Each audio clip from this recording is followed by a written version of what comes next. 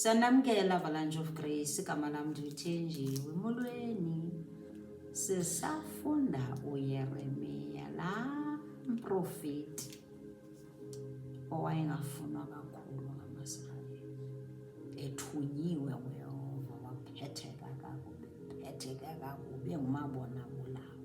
Athi khona awuthetha,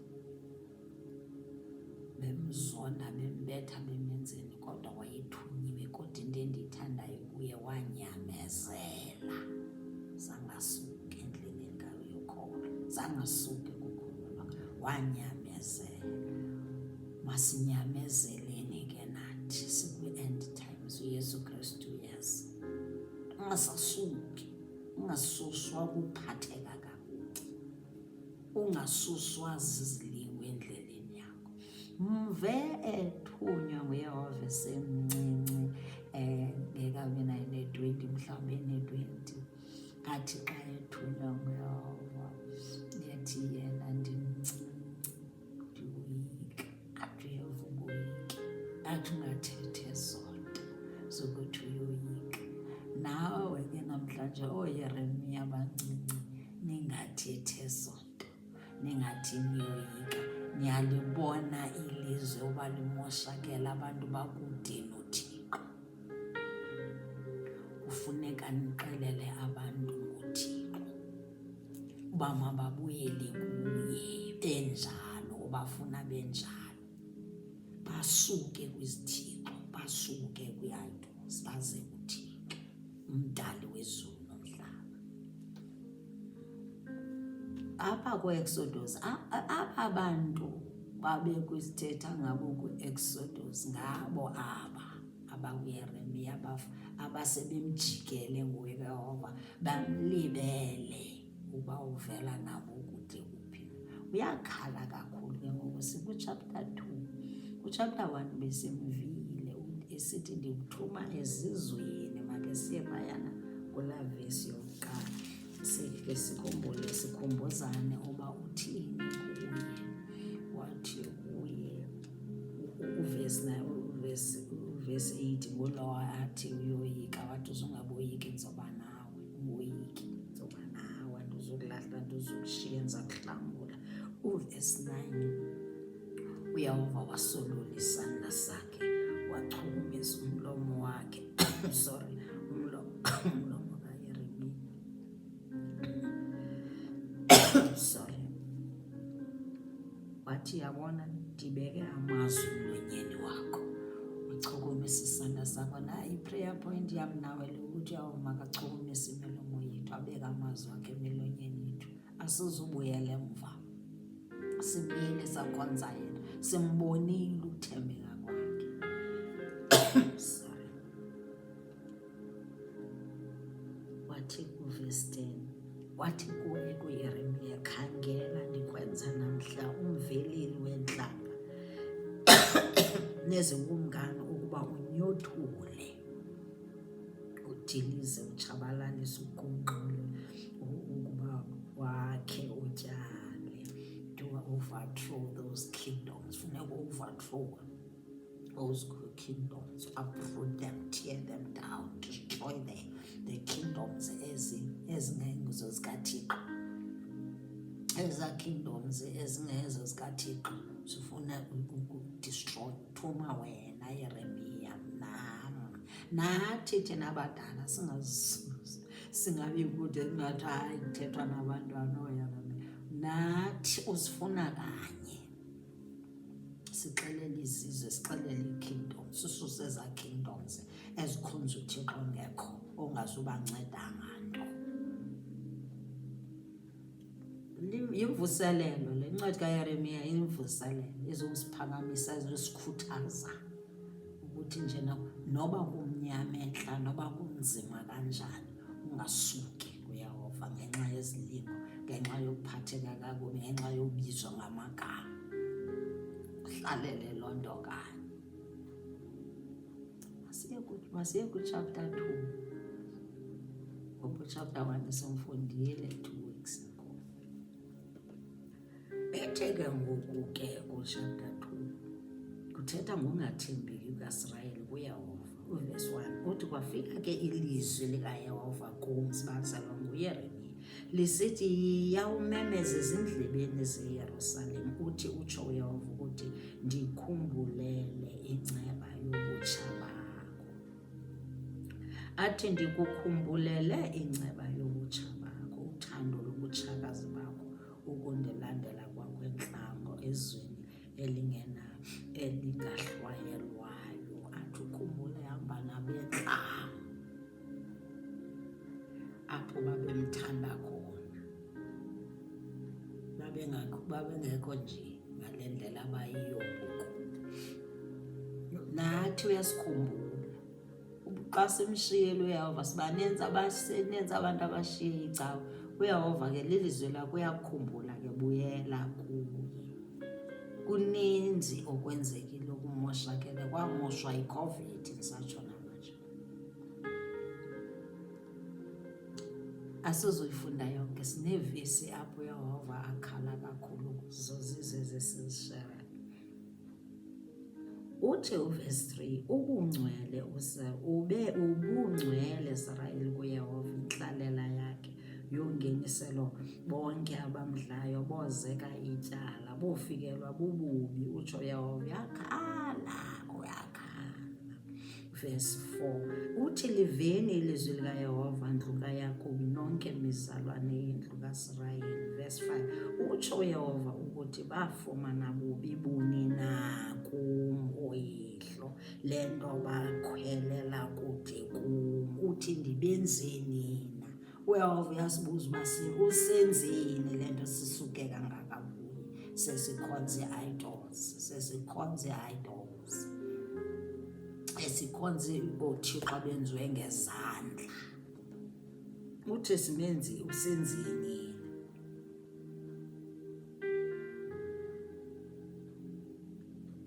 Uthi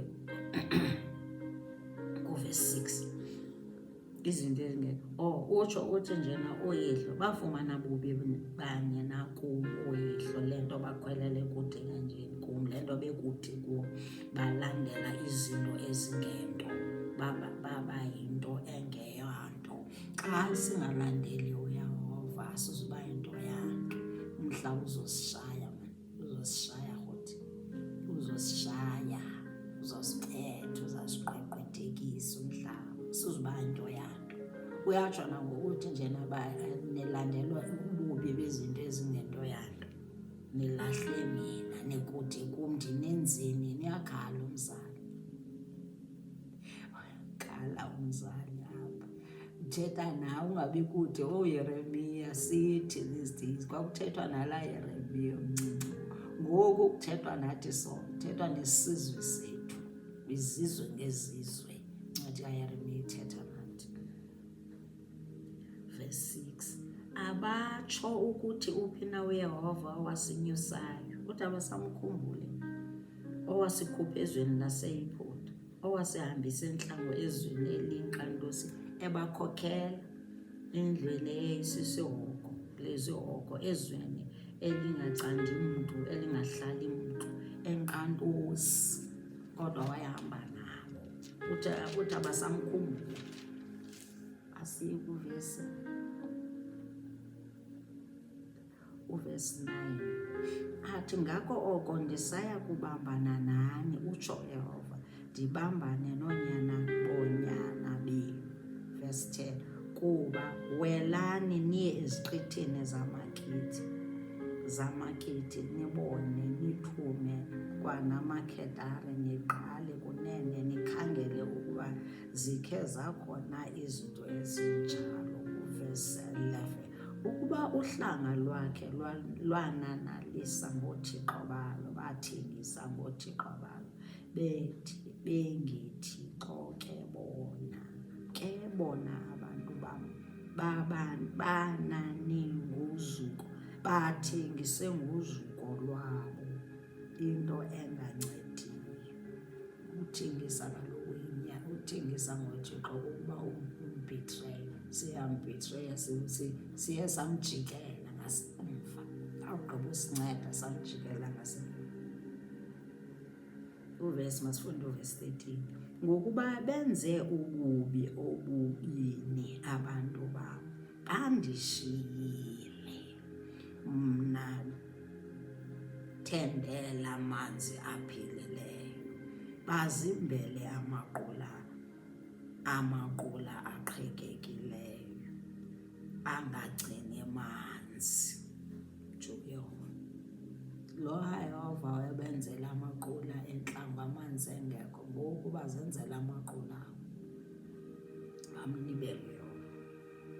Thetha nathi simlibele Yehova, thethe nathi, singabe sathetha ngamaSirayeli, singawo thina amaSirayeli. Thetha nathi bese wasikhulula ezoneni, ngoku siyajika siya ngasemva sithi kudala simlindile uYehova, sidala uYesu thina simlindile, akho nto ayenzayo. Ezi zinto esizithethayo, nangu umzali yakhala, verse 20, ngokuba kususela kwakude uyaphule ityhoko yakho, waziqhawula izitropho zakho, wathi andiyi kukukhonza kuba ezindulini zonke ezinde naphantsi kwemithi yonke eluhlaza wazolula ngokwehenyukazi. Yabona ke ngohenyukazi yileyo yokuthi ngoku simjikele, siphinde sithandane nabanye othixo, singasamthandi lowo osidalile. Verse 22, uthi ungafanelana uzihlikihla ngesoda, wathabatha isepha eninzi, ubugwenxa bakho buhlile budyobhekile phambi kwam. Noba singaze sizivase sibe bahle sibe njani, kodwa isitenzi zikhona zongakhonzi yena uThixo, ukhonza abanye othixo. Eva verse 27 uthi, besithi emthini ungubawo, nasetyeni bakhonza imithi, bakhonza iinkomo, bakhonza amatye. Besithi emthini ungubawo, nasetyeni undizele, ngokuba abandinikele ikhosi, abandinikela buso ngexesha leli lobubi babo, bayakuthi sukume usisindise. Baphi na kaloku oothixo bakho ozenzeleyo? Mabasuke beme ukuba boba nokunisindisa na ngexesha, bazawunisindisa na ngexesha lobubi. Akhalaza uYehova, uzawusixelela amaphutha wethu ngexesha lobubi bakho, kuba oothixo bakho babengenanani lemizi yakho Yuda.